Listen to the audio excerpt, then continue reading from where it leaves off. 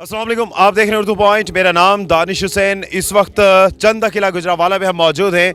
आज जो अफसोसनाक वाक़या पेश आया कंटेनर पर फायरिंग पर, इसमें मुल्क गिर एहतजाज और धरना दिया जा रहा है।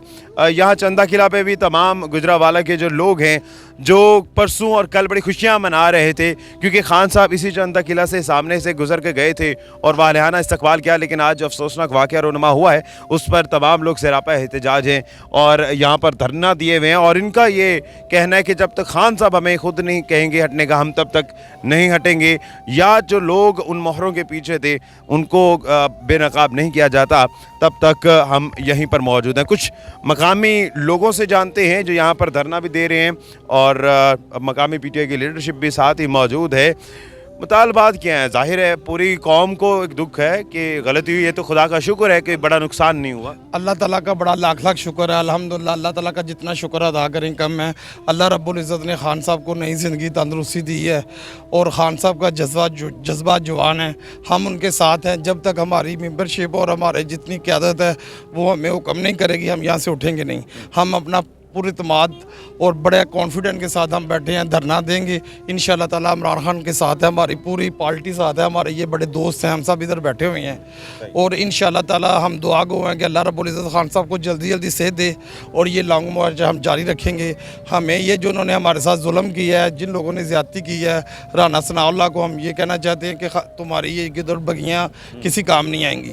अच्छा, ये एहतजाज और धरना जो आप कर रहे हैं, आप यहाँ बैठे हैं, सारी रात बैठे रहेंगे इसी तरह से? और ये भी ज़रा वाज़े कर दीजिए कि ये पुरअमन एहतजाज है, कोई तोड़ फोड़ या खुदा न खास्ता सरकारी इमदाद को नुकसान पहुँचाने का इरादा तो नहीं? तोड़ फोड़ नहीं है। जितनी भी एम्बुलेंस 1122 वाले और दूसरे जो मरीज़ गुजर रहे हैं, हम उनको रास्ता दे रहे हैं।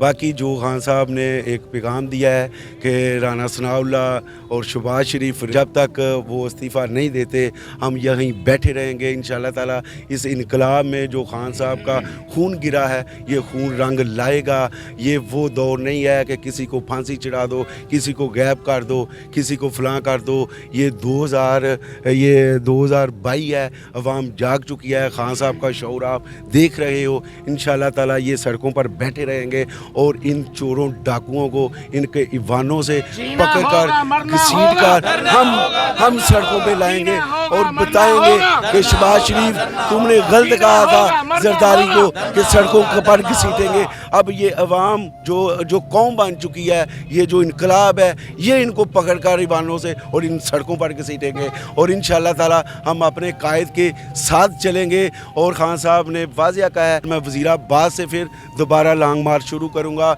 और पहले से ज़्यादा ये गुजरांवाला भी वहाँ जाएगा और इस्लामाबाद तक जाएंगे। जब तक मेरा कायद इस लॉन्ग मार्च में रहेगा हम उनके साथ रहेंगे।